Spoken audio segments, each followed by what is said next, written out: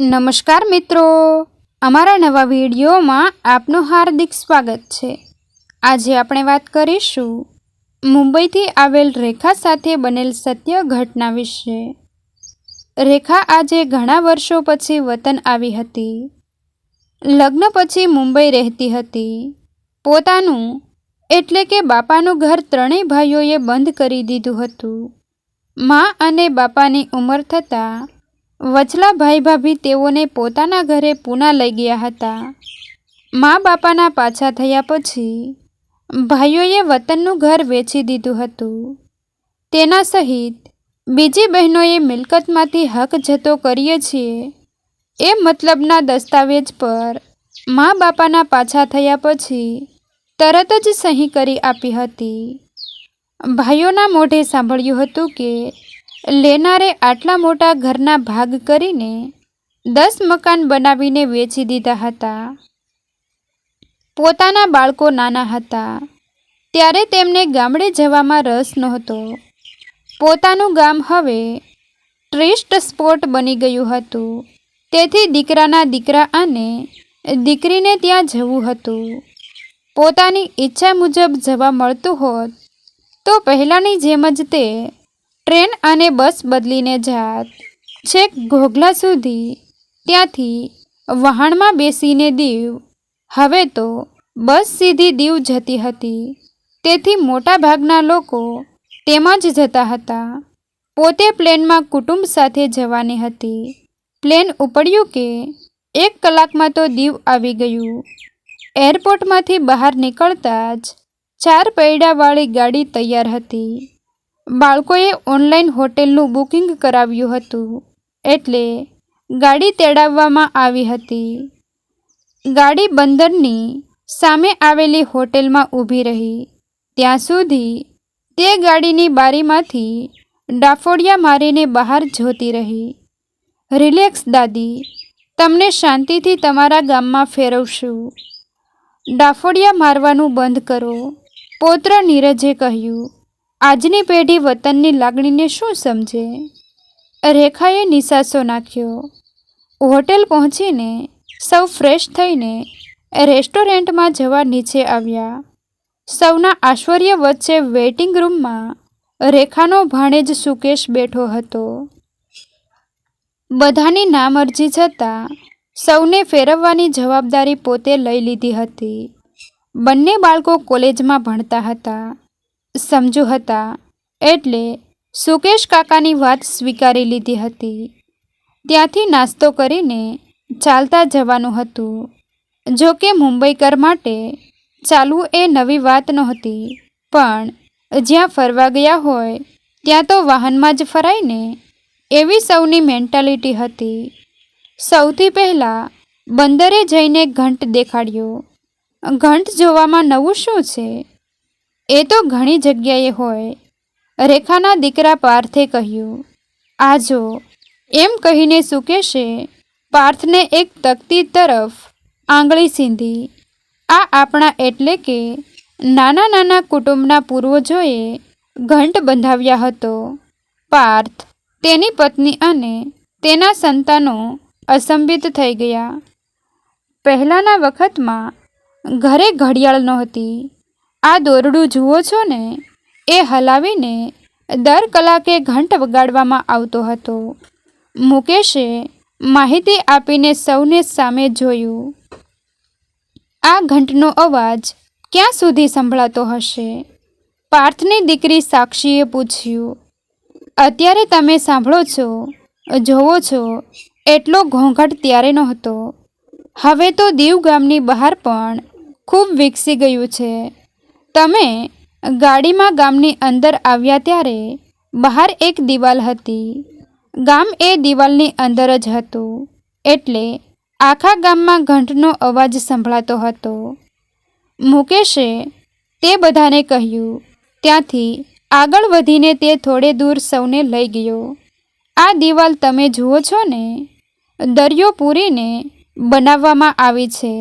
ત્યાં સામેના કાંઠે તમને લાઇટ દેખાય છે, તે ઘોઘલા છે। ત્યાં સુધી જ બસ આવતી હતી।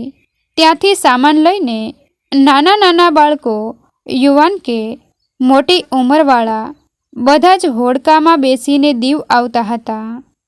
એ રોમાંસનો મેં અને રેખા માસીએ અનુભવ લીધો છે.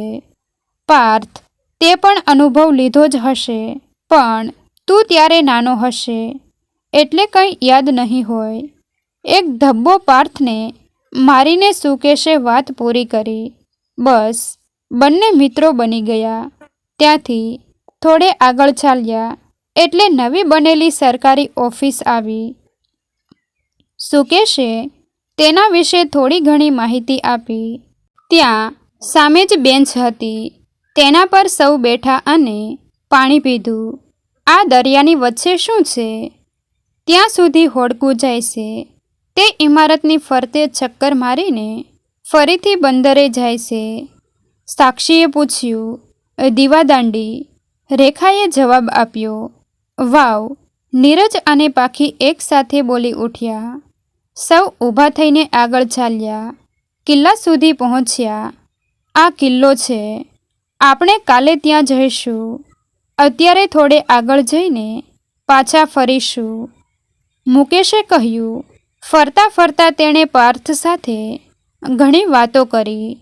પોર્ટુગીઝ સરકારના નિયમો અને પહેલાંના વખતની વાતો સાંભળીને પાર્થને વિસ્મય થયું. આટલા કલાકમાં તેને એ તો સમજાઈ ગયું હતું કે પોતે વતનમાં રહીને વતનથી દૂર હતો. હોટેલ પર પહોંચીને સુકેશે રેખા માસીને પોતાના ઘરે તેમની બેગ સાથે લઈ ગયો. વિરોધ કરવાનું કોઈ પાસે કારણ નહોતું. વહુ ગીતાના હાથની રસોઈ જમીને રેખા તેની સાથે બહાર ઓટલા પર બેઠી. સુકેશ બાળકો સાથે સામેની દુકાનમાં સોડા પીવા માટે ગયો. ઘરની સામેના ભાગમાં ડાબી બાજુએ પ્રણામી મંદિર હતું. હવે તેમાં બહારની કોઈ વ્યક્તિએ પ્રવેશ નહોતો કરવો. સામેની બાજુએ જમણી તરફ રેખાના સૌથી મોટા બહેનનું ઘર હતું. એક વખત હતો જ્યારે હવેલી જેવા ઘરનો ફોટો ઉનાના બસ સ્ટેશને મૂકવામાં આવ્યો હતો. પોતાને એ ઘર ખૂબ જ ગમતું હતું. હવે તો તેની સિકલ જ બદલાઈ ગઈ હતી. એ ઘર પણ વેચાઈને તેના ભાગ પડી ગયા હતા. સૌથી દુઃખદ વાત તો એ હતી કે બહારના માણસો આવીને વસી ગયા હતા. બંદરે પણ ઘણી દુકાનો બનાવવામાં આવી હતી. બધા જ બહારથી આવીને વસેલા હતા. રેખાથી એક નિસાસો નંખાઈ ગયો. શું થયું માસી? ગીતાએ પૂછ્યું. આજનો દીવ જોઈને ખૂબ દુઃખ થાય છે, રેખાએ જવાબ આપ્યો. તમારા વાણિયાઓએ આ ગામ ઊભું કર્યું ત્યારે ઘરના પુરુષોમાંથી એક પુરુષ આફ્રિકા કમાવવા જતો અને બાકીના અહીં રહેતા. ભલે પોર્ટુગીઝનું રાજ હતું, છતાં શાંતિ હતી. ક્યાંય ભ્રષ્ટાચાર નહોતો.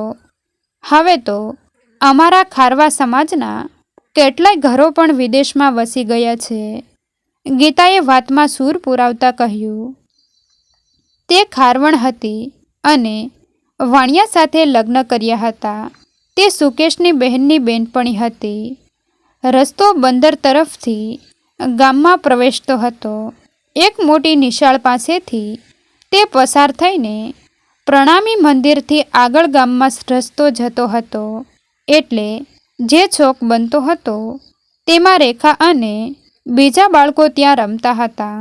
સુકેશના ઘરમાં એક વડીલ અને મોટી બહેનના ઘરના એક વડીલ કોઈ પણ એક ઘરે સાથે બેસતા. આવતા જતા કોઈ પણ જય શ્રી કૃષ્ણ કહેતા જાય, થોડી વાત કરતા જાય. ચોક જાણે ઘરમાં જ હોય એટલો ચોખ્ખો રહેતો હતો. બીજે દિવસે 8 વાગ્યે સુકેશ હોટલ જઈને સૌને પોતાના ઘરે તેડી લાવ્યો. ઘર બતાવ્યું. ઘરની પાછળનો વાડો બતાવ્યો. તેમાં તે હજુ થોડી ઘણી ખેતી કરતો હતો. તે તારી માસીને રાત્રે ઘાસ ખવડાવ્યું હશે ને? તમે દીવવાળા ઘાસ બહુ ખાઓ. ભરત માસાએ સુકેશની મજાક કરી. હા માસા, અમારી સવાર બાજરીના રોટલાથી શરૂ થાય અને રાત ઘાસથી પૂરી થાય. ગીતાએ જવાબ આપ્યો, માણસો ઘાસ ખાય? નીરજે પૂછ્યું, તારા દાદા તાંદળિયાની ભાજીને ઘાસ કહે છે. અમે તો સરગવાના પાનને પણ ભાજીની જેમ બનાવીને ખાઈએ. અવાજની દિશામાં નજર કરતા પોતાના જેવડા જ એક છોકરો અને એક છોકરી ઊભા હતા. અમે જોડિયા છીએ. હું નિધિ અને આ મારો ભાઈ નીલ છે. પાંખી તેમની પર્સનાલિટી જોઈ રહી. અહીં કોન્વેન્ટ સ્કૂલ છે, તેમાં આ બંને ભણ્યા છે. પાંખીના સસરાએ વગર પૂછીએ માહિતી આપી દીધી. ત્યાંથી સૌ ગામની અંદર જ્યાં નાનું એક વખતનું ઘર હતું ત્યાં ગયા. તે જોઈને રેખાને દુઃખ થયું. આગળના ભાગમાં દુકાનો હતી. સાઈડમાંથી રસ્તો કરી પાછળની બાજુ ગલી બનાવીને ઘરો બનાવ્યા હતા. તેની ઊંડાઈ જોઈને સૌને આશ્ચર્ય થયું. આટલું મોટું ઘર હતું? પાંખીએ પૂછ્યું. રેખાએ અચાનક જ હવામાં ઘરોનો નકશો દોરીને પોતાના કુટુંબને કહેવા લાગી. અહીંથી અંદર જવાનો રસ્તો હતો. અંદર જતાં જ ડાબી બાજુએ રસોડું હતું. પાછળથી તે બંધ કરીને ઉપર જ રસોડું શરૂ કર્યું હતું. વહવાયા તહેવારમાં બહારથી સાંકળ ખખડાવીને રેવામાના નામની બૂમ પાડે એટલે મારી બા ઢગલો નાસ્તો મિષ્ટાન લઈને નીચે આવતા. દૂરથી જ તે બધું વહવાયાને ટચ ન થાય તેમ તેમની ઝોળીમાં ઠાલવી દેતા. ઉપર જતાં એક ઓસરી આવતી. તેની સામે રસોડું અને ડાબી બાજુએ 2 રૂમ અને ઉપર જવા માટે લાકડાના પગથિયા હતા. એક દોરડું હંમેશા ત્યાં લટકતું રહેતું, જે પકડીને ઉપર જવાતું. ત્યાં એક દરવાજો રહેતો. પગથિયા પર દરવાજો? નીરવને આશ્ચર્ય થયું. આપણે ટીનના ડબ્બાનું ઢાંકણ જેમ ઉપર ખોલીએ તેમ પગથિયાનો દરવાજો હોય. દાદાએ સમજાવતા કહ્યું. પતિનો સાથ મળતા રેખાએ આગળનો નકશો દોર્યો. પછી એક મોટો ચોક એટલે કે ખુલ્લી જગ્યા હતી. ત્યાં અમે અનાજ, ગાદલા, ગોદડા સૂકવતા હતા. ત્યાંથી મોટા ઓરડામાં જવાનો દરવાજો હતો. તેમાં મોટા મોટા કબાટ અને મારા બાપાનો હિંચકો રહેતો. અરે, આરસ પહાડના પથ્થરોમાંથી બનેલું મોટું ટેબલ પણ ત્યાં જ હતું. તેની જમણી બાજુએ એક ઓરડો હતો. તેમાંથી ઉપર જવા માટે પહેલાં મેં કહ્યું તેમ લાકડાના પગથિયા હતા. તેનો ઉત્સાહ કોઈ તોડવા નહોતા ઈચ્છતા. આથી પાંખીએ પૂછ્યું, ઉપર પણ ઓરડા હતા કે અગાસી હતી?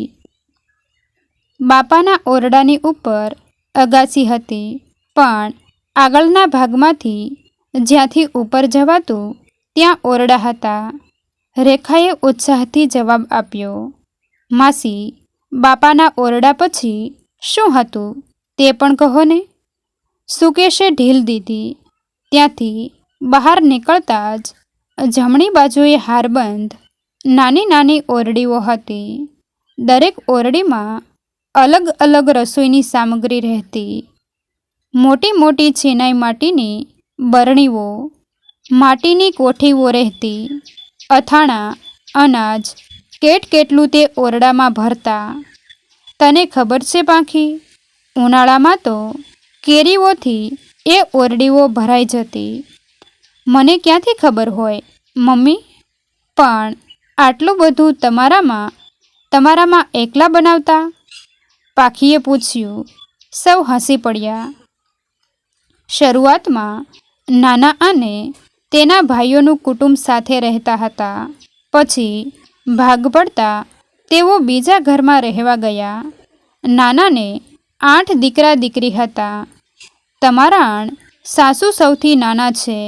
જેટલો વસ્તાર વધારે તેટલા હાથ વધારે કામ કરે. મામીઓ પણ નાનીને હાથોહાથ કામ કરાવતા. સુકેશે શોખવટ કરી. 3 બેડરૂમ, હોલ, કિચનના ફિક્સ કાર્પેટ, એરિયાના ઘરમાં રહેતા સાક્ષી અને નીરવને તો આ બધી વાતની ખૂબ જ નવાઈ લાગી. અરે, એક વાત તો કહેવાની રહી જ ગઈ. આગળના ભાગમાં જ્યાં 2 ઓરડા હતા તેમાં એક શોરૂમ હતો. રેખા અતિ આનંદમાં આવીને બોલી, શોરૂમ? બોલતા નીરવ અને સાક્ષીના મોઢા પહોળા થઈ ગયા. નીલ, નિધિ ખડખડાટ હસવા લાગ્યા. રૂમની અંદર એક બારીના દરવાજા જેવડો એક દરવાજો હોય, તેમાં એક મોટું ભોંયરા જેવું હોય, એને છોર રૂમ કહેવાય. નીલે ફોડ પાડતા કહ્યું, આવા રૂમનું કામ શું?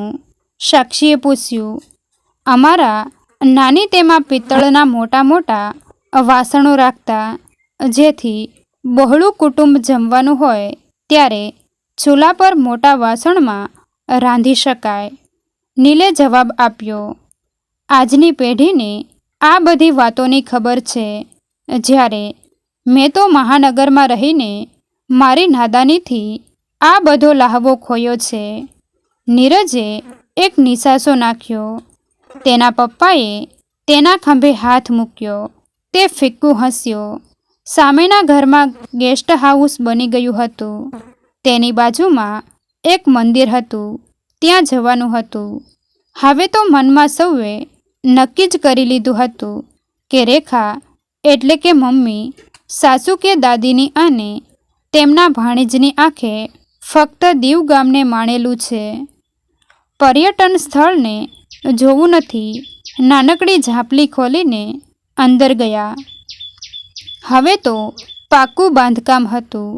ડાબી બાજુએ હારબંધ 3 રૂમ હતા. ત્યાં પૂજારીજીનું કુટુંબ રહેતું હતું.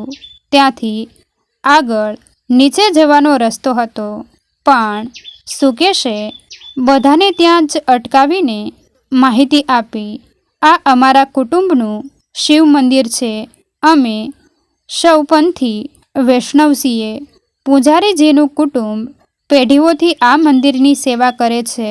મંદિર હોય એમાં આશ્ચર્ય પામવા જેવું કોઈને ન લાગ્યું, એટલે ભરતે સૌ સામે એક ગર્ભિત સ્મિત કર્યું. નીચે ઉતરતા પગથિયા પાસે ઉપરની બાજુએ હારબંધ શિવલિંગ હતા. માથું નમાવી સૌ નીચે ઉતર્યા. 3 માળ નીચે શિવજી બિરાજમાન હતા. તેમાં એક માળ નીચે વાવ હતી. જાણે શિવજીએ પોતાના અભિષેક માટે પહેલેથી જ તૈયારી રાખી હોય તેવું તેમને જણાતું હતું. આ વાવ પહેલાં ખુલ્લી હતી. તેમાં આ કોલોપ્સી ગેટ ન હતો. દિવાલ પકડીને અમે માથું અંદર નાખીને ઓમ બોલતા અને પડઘા પડતા તેનો આનંદ લેતા. સુકેશે જાણકારી આપી. હવે બધાને પપ્પા, દાદા કે સસરાનું ગર્ભિત સ્મિત સમજાયું.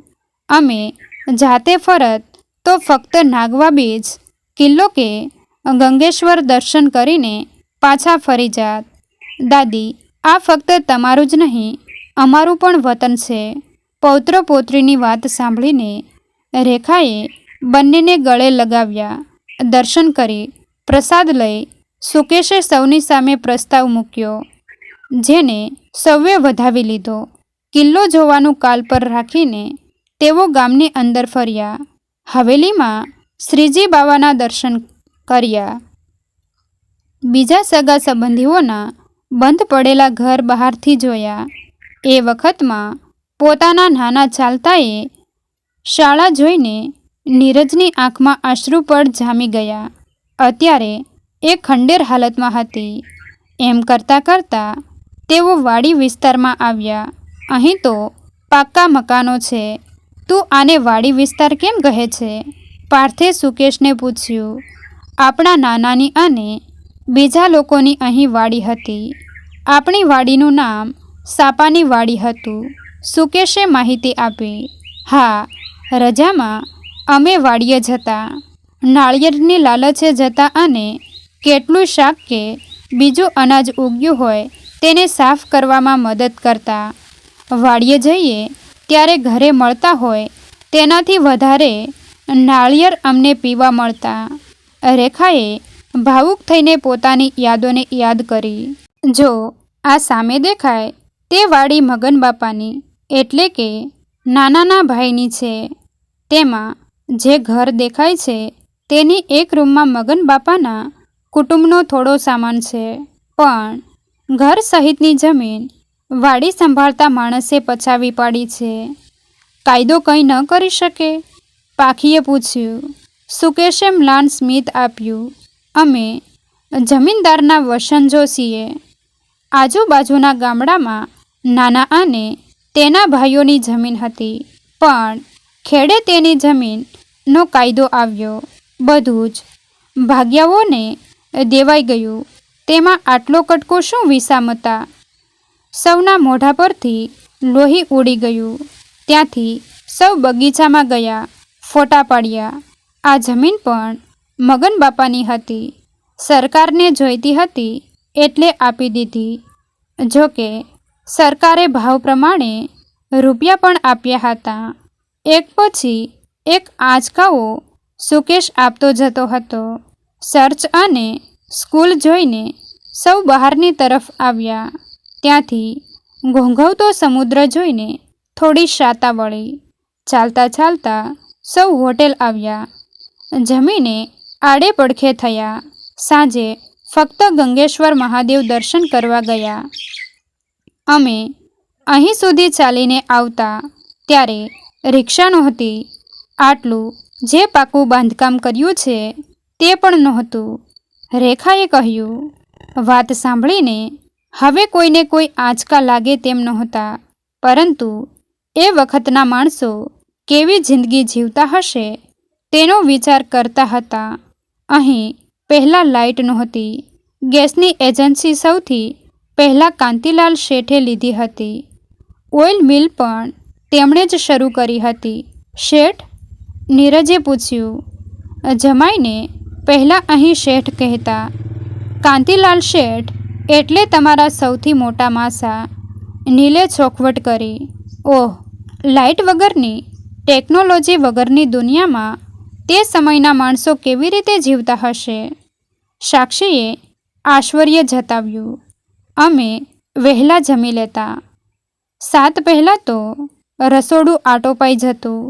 અત્યારે તો બંદર પર મોડે સુધી ખાણીપીણી ચાલતી હોય છે, રેખાએ કહ્યું. પછીના દિવસોમાં નાગવા બીચ, મેમોરિયલ, કિલ્લો વગેરે જગ્યાએ ફરીને સૌએ આનંદ કર્યો. છતાં ન પૂરાય તેવો ખાલીપો વર્તાઈ રહ્યો હતો. સુકેશભાઈનો પોર્ટુગીઝ પાસપોર્ટ આવી ગયો હતો. તેઓ એક ઘર અને થોડી જમીન રાખીને બધું જ વેચીને લંડન જતા રહેવાના હતા.